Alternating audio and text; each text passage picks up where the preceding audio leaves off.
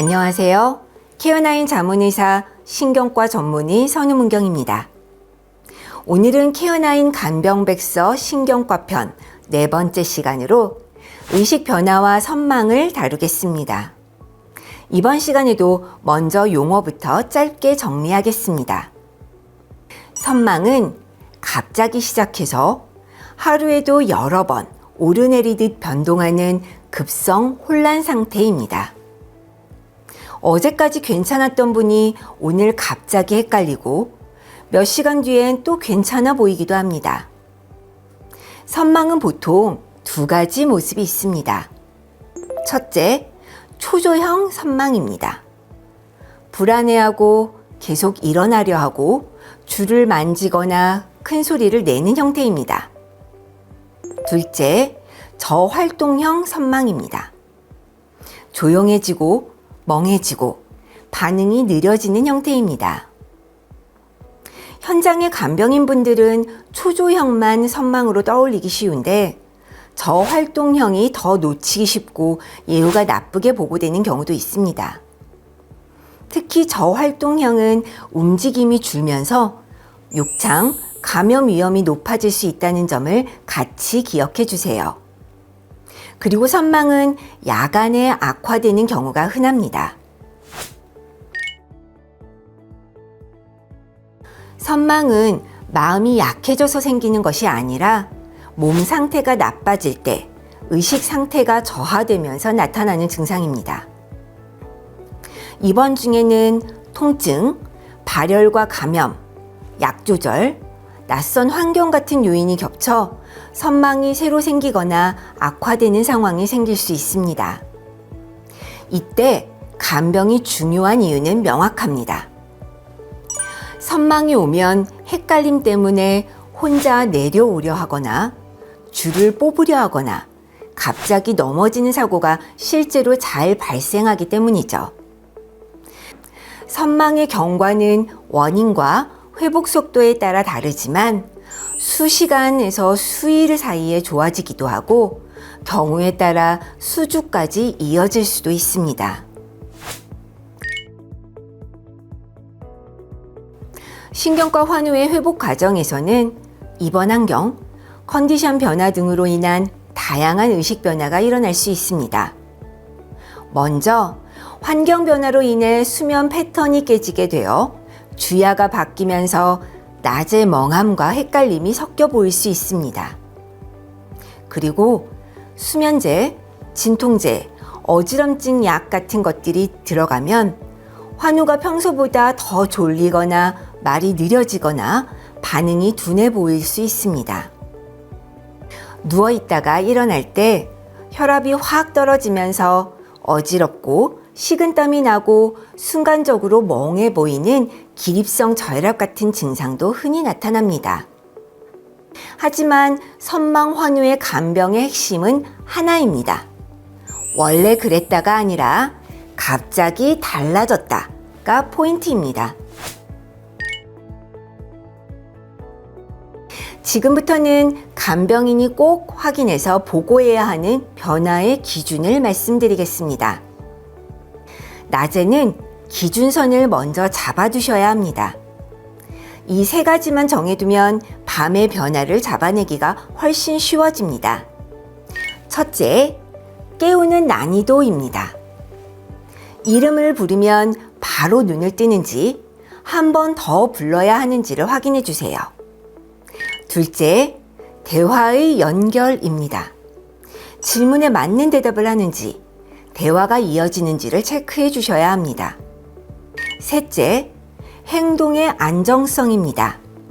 가만히 누워 있는지, 자꾸 내려오려 하는지, 줄을 만지는지, 환우의 상태를 확인하는 것이죠. 낮에 이 3가지를 정확히 확인해 놓으시면 밤에 달라졌을 때 그 차이가 정확히 보입니다. 이제 저녁부터 밤으로 넘어갈 때입니다. 여기서부터는 설득이 아니라 안전과 호출 기준이 먼저입니다. 바로 호출해야 하는 신호를 응급도 순으로 말씀드리겠습니다. 첫째, 깨워도 반응이 거의 없거나 호흡이 이상해 보일 때입니다. 이건 헷갈림이 아니라 의식 저하일 수 있습니다. 바로 의료진을 호출하셔야 합니다. 둘째, 라인, 튜브, 소변줄을 뽑으려 하거나 실제로 뽑힌 경우입니다. 피가 나거나 줄이 빠지면 그 자체가 사고입니다. 이 경우 또한 즉시 의료진을 호출하셔야 합니다. 셋째, 갑자기 심하게 초조해지거나 공격적이 될 때입니다. 넘어짐과 충돌이 바로 이어질 수 있습니다. 간병인 혼자 해결하려 하지 마시고 의료진을 호출하시는 것이 좋습니다. 넷째, 새로 생긴 헷갈림입니다. 갑자기 여기가 어디냐고 묻거나 사람을 잘 못 알아보거나 현실과 다른 말을 하며 불안이 커질 때입니다. 다섯째, 갑자기 조용해지고 멍해지는 변화입니다. 얌전해진 것이 아니라 저활동형 선망일 수 있습니다. 저활동형은 놓치기 쉽고 욕창, 감염 같은 합병증이 발생할 위험이 더 높게 보고되기 때문에 간병인은 특히 잘 체크해 주셔야 합니다. 밤에 환우에게 선망이 오면 간병인이 가장 먼저 할 일은 사고로 이어질 순간을 끊어내는 것입니다. 첫째, 주변 정리입니다. 환우의 돌발 행동에 대비해서 발에 걸릴 물건, 날카로운 물건, 바닥의 물기부터 치워줍니다. 둘째, 침대 주변 동선 최소화입니다. 환우가 내려오려 하면 혼자 움직이게 두지 말고 일단 간호사 호출을 먼저 합니다. 셋째, 힘싸움은 하지 않습니다. 억지로 팔을 잡아 당기거나 몸으로 눌러서 막으려 하면 환우도 다치고 간병인도 다칠 수 있습니다. 특히 줄을 뽑으려 할 때는 붙잡아서 해결하는 것이 아니라 호출해서 팀으로 대응하는 것이 원칙입니다. 그리고 또 중요한 부분을 말씀드리겠습니다. 간병인이 임의로 손이나 몸을 묶는 방식의 신체 억제는 병동의 절차와 의료진 판단이 필요한 영역입니다. 통제가 안 될 정도로 위험하다 싶으면 바로 의료진에게 상황을 알리고 병동 프로토콜에 따른 조치를 요청하셔야 합니다. 선망 상태에 있는 환우를 논리로 설득하려고 하면 상황이 더 악화되는 경우가 대부분입니다. 이럴 때는 짧고 반복되는 고정 문장만 사용하세요. 여기는 병원입니다. 제가 옆에 있습니다. 지금은 일어나면 위험합니다. 줄은 위험하니 만지지 않으셔야 합니다. 왜 그러세요? 정신 차리세요. 같은 말은 보통 도움이 되지 않습니다. 대신 위와 같이 안전 확보, 짧은 문장, 그리고 의료진 호출이 중요합니다. 간병인이 선망의 원인을 진단하려고 하실 필요는 없습니다. 대신 의료진이 판단할 수 있도록 단서를 모아주시면 됩니다. 예를 들면 이런 것들입니다. 열이 나는지, 오한이 있는지, 통증이 새로 심해졌는지, 잠을 거의 못 잤는지, 변비나 배뇨가 갑자기 불편해졌는지, 오늘 약이 바뀌었는지, 기침, 숨참 같은 전신 변화가 있는지, 이걸 해결하려 하지 마시고 변화가 있는지만 먼저 체크해 두세요. 마지막은 보고 방식입니다. 항상 그렇듯이 언, 무, 어로 통일합니다. 언제부터, 무엇이, 어떻게 달라졌나. 예를 들면 20시 이후부터 사람을 잘 못 알아보고 침대에서 내려오려 합니다. 21시부터 소변줄을 계속 잡아당기고 말이 통하지 않습니다. 이렇게만 말해도 의료진이 훨씬 빨리 판단해 조치를 취할 수 있습니다. 오늘은 의식 변화, 선망 환우 간병을 위한 핵심 체크 포인트들을 함께 살펴보았습니다. 선망 환우의 간병인은 낮에 기준선 3가지를 잡고 저녁에서 밤에는 응급 신호를 응급도 순으로 바로 호출하며 밤에는 힘싸움이 아니라 안전 확보와 팀 대응으로 사고를 막아야 한다는 사실을 꼭 기억해 주세요. 다음 시간에는 신경과 편 5화로 발작 환우 간병 체크 포인트에 대해서 살펴보도록 하겠습니다. 경련 상황 대처 간병 포인트에 대해서 말씀드리겠습니다. 경련, 즉 발작은 뇌의 전기 신호가 순간적으로 과도하게 흥분하면서 의식, 행동, 말, 몸 움직임이 갑자기 달라지는 상태를 말합니다. 어떤 분은 전신이 굳고 크게 떨리는 모습으로 나타나기도 하고 어떤 분은 멍해지거나 한쪽 팔다리만 이상하게 움직이는 형태로 보이기도 합니다. 발작이 위험한 이유는 떨림 자체보다도 그 순간 의식과 몸의 조절이 무너지면서 낙상, 머리 부딪힘 같은 외상, 침과 구토물의 흡인, 발작의 장기 지속 또는 반복으로 이어질 수 있기 때문입니다.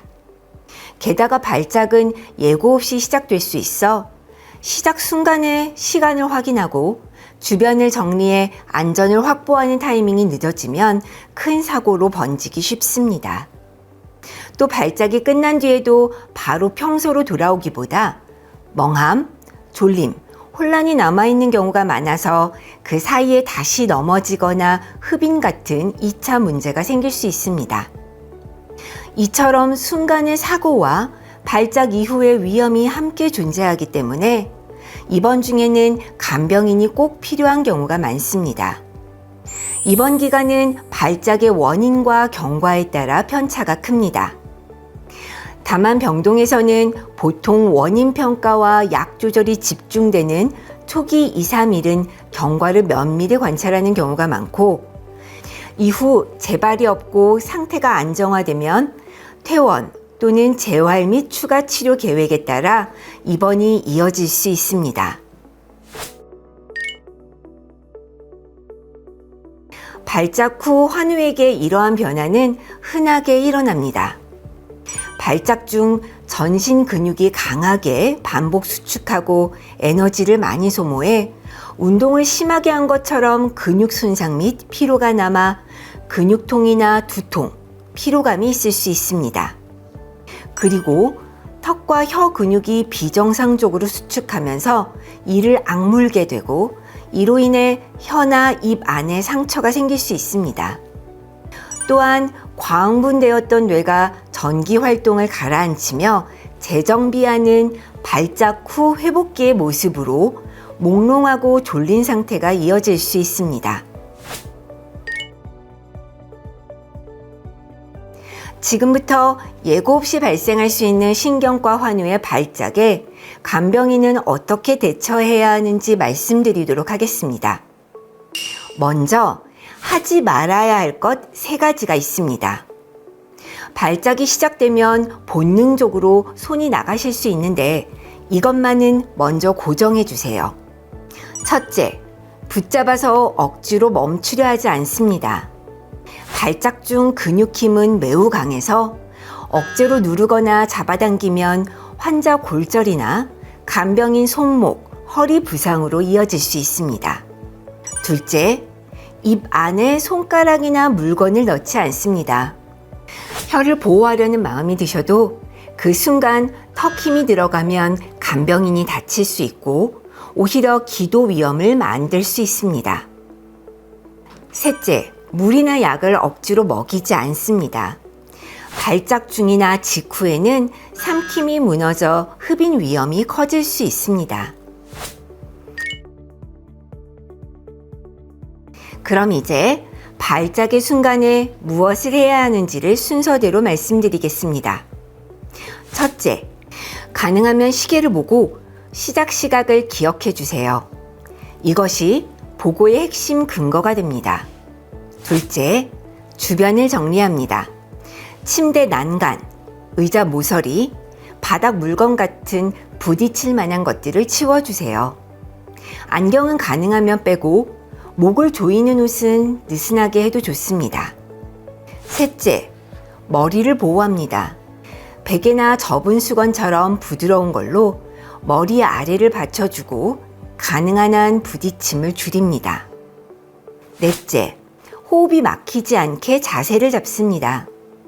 가능하면 환우를 옆으로 눕혀 침이나 구토물이 밖으로 흐르게 해주세요. 억지로 뒤집어 누르기보다는 안전하게 옆으로 돌려주는 개념입니다.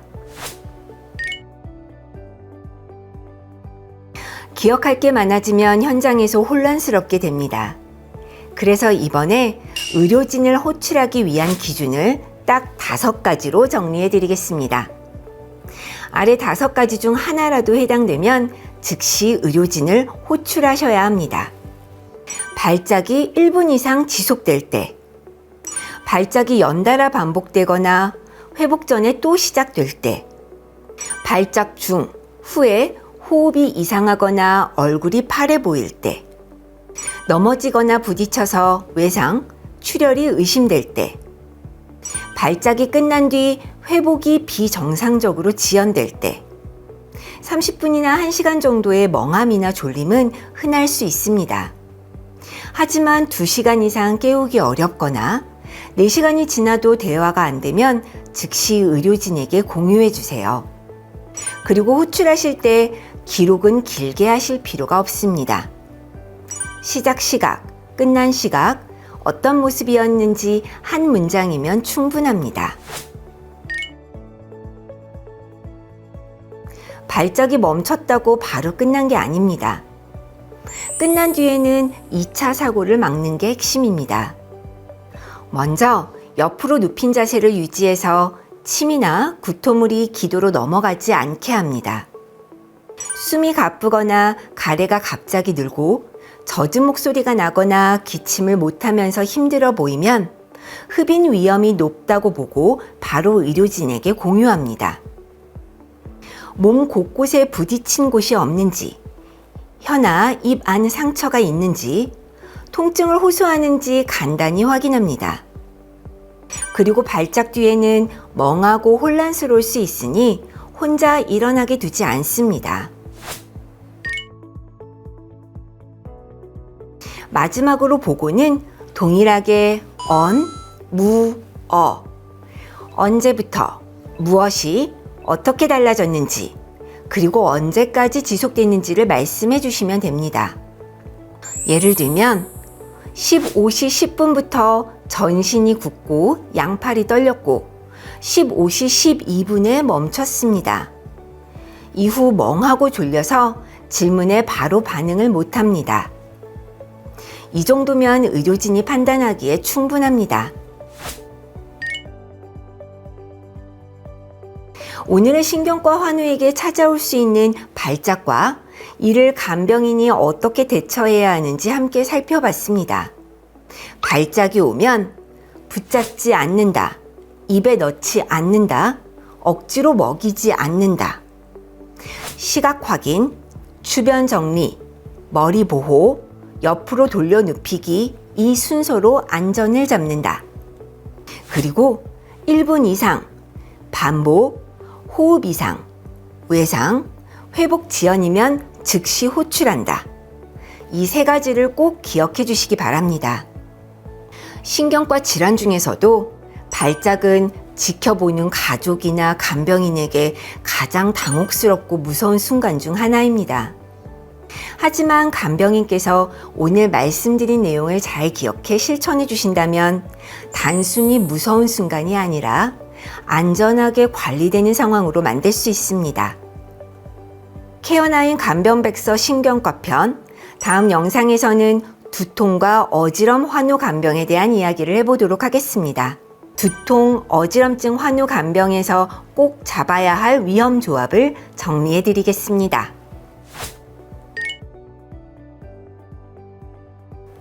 두통과 어지럼증은 원인이 정말 다양합니다.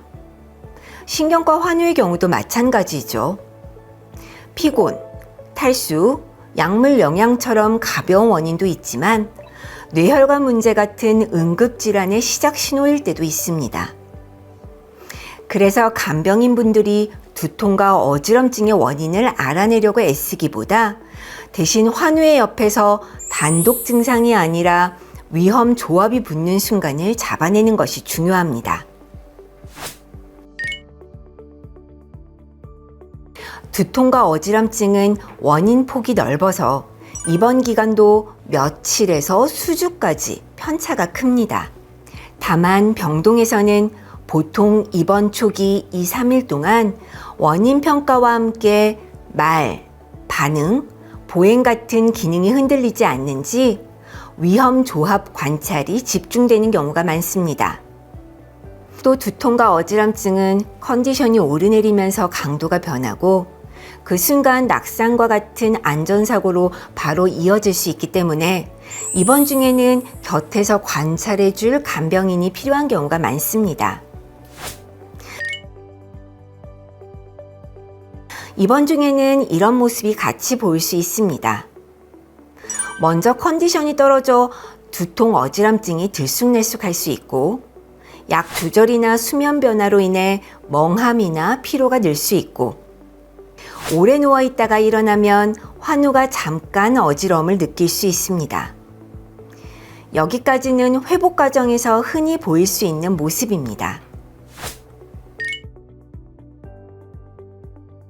두통과 어지럼증에 더해 지금부터 말씀드릴 위험 조합이 함께 나타나면 그때는 바로 의료진에게 공유가 필요합니다. 어떤 증상의 조합이든 간병인의 조치 순서는 똑같습니다. 멈추고 안전 자세를 취하고 시간 확인한 후 언, 무, 어로 의료진에게 공유합니다. 멈추고 걷고 있으면 즉시 멈추고 앉히거나 눕힙니다. 안전 자세 넘어질 위험을 끊고 무리하게 이동시키지 않습니다. 시각 확인 언제부터가 판단의 핵심이 됩니다. 언, 무, 공유 언제부터 무엇이 어떻게 달라졌는지 예외적으로 번개처럼 갑자기 시작한 극심한 고통의 두통은 그 자체로도 응급 상황과 연결될 수 있어서 즉시 의료진 공유가 필요한 신호일 수 있습니다.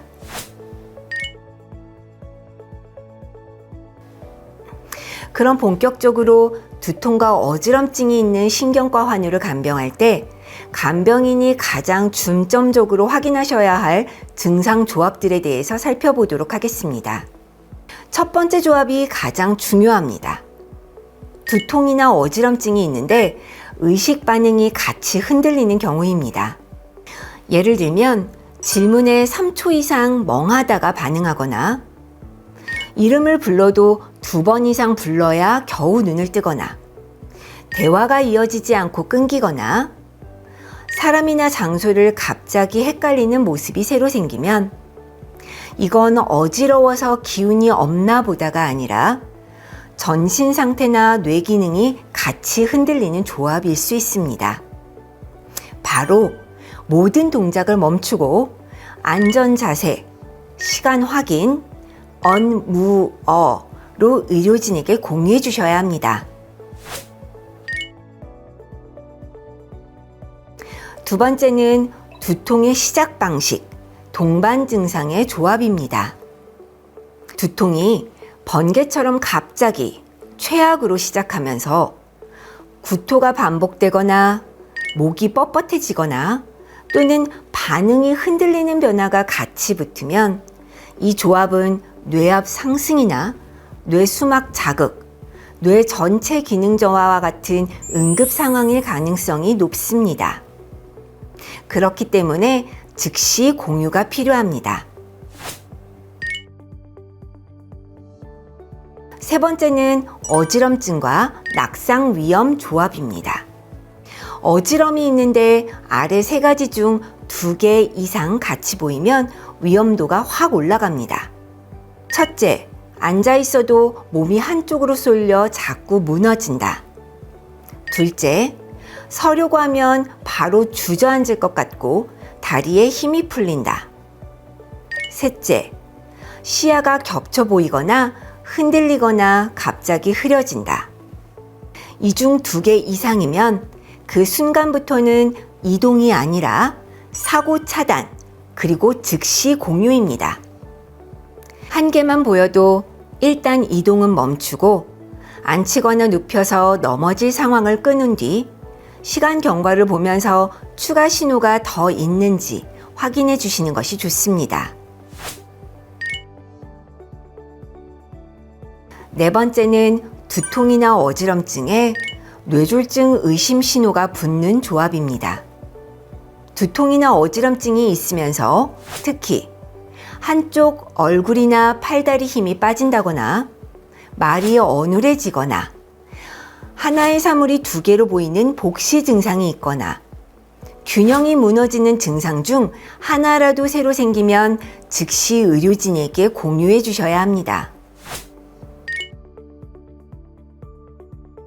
5번째는 전신 신호가 같이 붙는 조합입니다.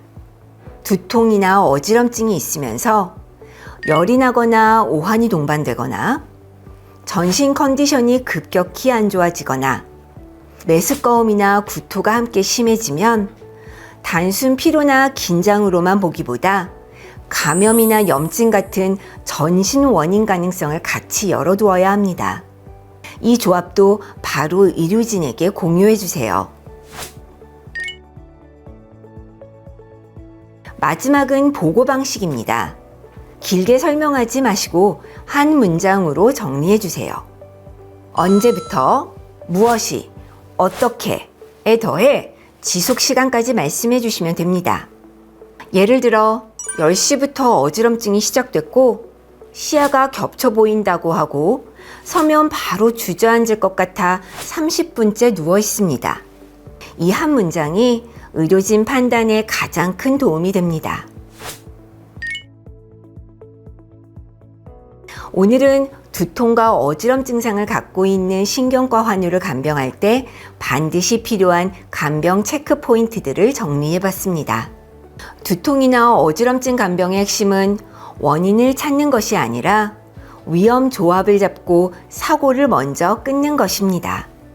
두통이나 어지럼증에 반응 흔들림이 동반되거나 번개 두통에 구토, 목 뻣뻣, 반응의 변화가 있거나 어지럼증에 낙상 고위험 신호증 2개 이상, 두통과 어지럼 증상에 뇌졸중 의심 신호, 두통과 어지럼증에 열, 오한, 전신 악화, 그리고 이러한 증상의 조합을 발견했을 시 바로 멈추고 안전자세, 시간 확인, 언, 무, 어로 공유.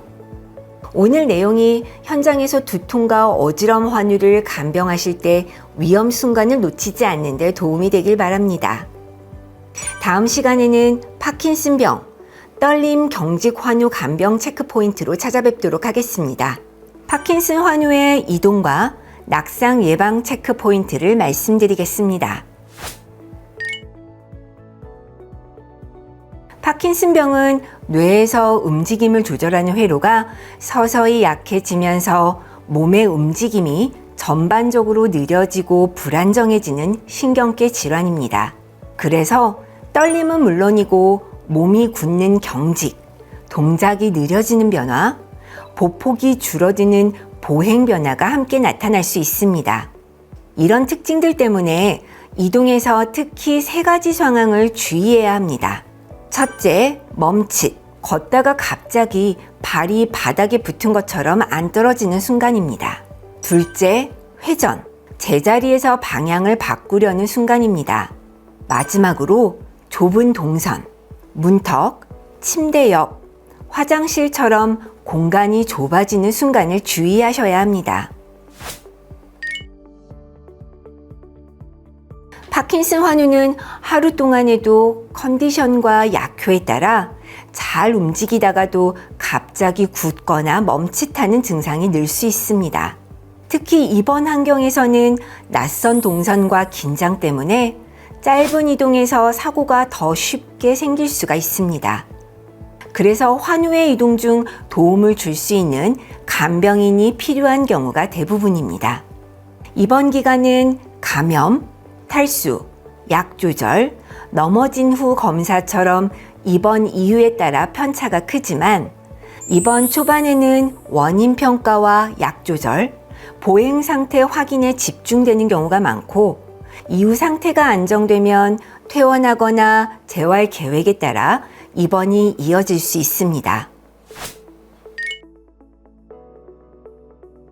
환우가 입원 중에는 파킨슨병의 증상과 환경 변화로 인해 다음과 같은 증상을 보일 수 있습니다. 움직임이 느려 보인다거나 몸이 굳고 불편해 보인다거나 걷는 보폭이 줄어 보이는 일이 있을 수 있습니다. 이런 증상들은 회복 과정이나 환경 변화로도 흔히 보일 수 있습니다. 간병인은 증상이 평소와 비슷하다면 환우를 천천히 기다려 주시면서 변화를 관찰해 주시는 게 좋습니다. 파킨슨 환우 낙상은 긴 거리보다 오히려 침대 옆, 문턱, 화장실, 방향 전환과 같은 짧은 구간에서 더 자주 생깁니다. 그래서 오늘은 파킨슨 환우의 낙상 사고 예방을 위해 멈칫, 회전, 좁은 동선 상황에서 간병인이 어떻게 안전하게 이동을 도울 수 있는지 순서대로 정리해 보도록 하겠습니다. 일어서기 전에는 3가지만 먼저 확인해 주세요. 첫째, 바닥 정리. 이동 시 발에 걸릴 물건을 미리 치우고 미끄러운 것을 먼저 정리합니다. 둘째, 발 고정. 슬리퍼처럼 헐렁한 것보다 운동화 같이 발이 고정되는 신발이 안전합니다. 셋째, 어지럼 확인. 파킨슨 환우는 일어설 때 갑자기 어지러운 경우가 있을 수 있습니다. 그렇기 때문에 침대 가장자리에서 잠깐 앉아 표정, 휘청임을 보고 천천히 일어서게 합니다. 걷기 시작할 때는 빨리가 아니라 리듬이 중요합니다. 파킨슨 환우는 걷다가 보폭이 점점 줄면서 걸음 속도가 빨라져 중심이 무너질 수 있습니다. 그래서 간병인은 환우가 걸을 때 이렇게 도와주시면 됩니다. 먼저 하나, 둘, 하나, 둘 이렇게 환우의 걸음에 맞춰 말로 리듬을 맞춰줍니다.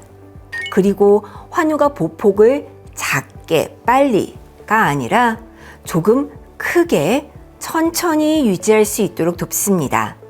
마지막으로 걷는 중에는 환우가 걷는 것에만 집중할 수 있도록 대화나 물건 들기 등 동시에 다른 것을 시키지 않는 것이 좋습니다. 파킨슨 환우가 멈칫할 때 가장 위험한 것은 간병인이 당황해서 끌거나 미는 것입니다. 그러면 환우의 중심이 더 무너지게 됩니다. 이때 간병인의 역할은 환우가 멈칫하는 순간 당황하지 않고 다시 안전하게 이동을 시작하도록 돕는 것입니다. 멈칫이 오면 아래 5단계로 도와주세요. 첫째, 같이 멈춘다. 환우만 멈추게 하지 말고 간병인도 같이 멈춥니다. 둘째, 숨 1번. 천천히 숨 1번 쉬고 어깨에 힘을 풀게 합니다. 셋째, 체중 옮기기. 좌우로 아주 작게 흔들며 체중을 옮기게 합니다. 넷째, 신호 주기. 바닥에 선이 있으면 저 선을 넘어가요. 없으면 오른발을 높게, 왼발을 높게. 다섯째, 재출발. 한 번에 빠르게가 아니라 한 걸음씩 다시 시작합니다. 파킨슨 환우는 방향을 바꾸는 순간에 많이 넘어집니다. 특히 제자리에서 급하게 돌려고 하면 중심이 무너질 수 있습니다. 환우의 회전을 도울 때는 이렇게 해주세요. 회전하기 전 1초 멈춤. 한 번에 돌지 말고 작은 걸음으로 4걸음에서 6걸음으로 나눠서 좁게 돌지 말고 큰 원, 큰 U자처럼 돌아나갑니다. 예를 들어 침대에서 화장실 방향으로 바꿀 때 제자리에서 확 돌기가 아니라 큰 U자를 그리듯 천천히 방향을 바꿔주세요. 좁은 곳, 문턱 앞은 환우가 멈칫하는 상황이 잘 발생합니다. 환우가 문턱을 통과할 때는 문턱 앞에서 1초 멈춘 후 발 위치를 확인하고 한 발씩 넘어가도록 도와주시면 됩니다. 문을 통과할 때는 몸이 비틀거리기 쉽기 때문에 서두르지 않게 합니다. 공간이 좁으면 피해서 걷기가 어렵기 때문에 동선을 짧게 만들고 간병인이 먼저 길을 정리해 주는 것이 좋습니다. 화장실은 낙상이 가장 많이 일어나는 장소 중 하나입니다. 급하다고 빨라지면 환우의 보폭이 줄고 중심이 무너집니다. 화장실 앞에서도 리듬을 유지하고 방향 전환은 작은 걸음, 4걸음에서 6걸음으로 문턱 또한 1초 멈춤 후 한 발씩 지나갑니다.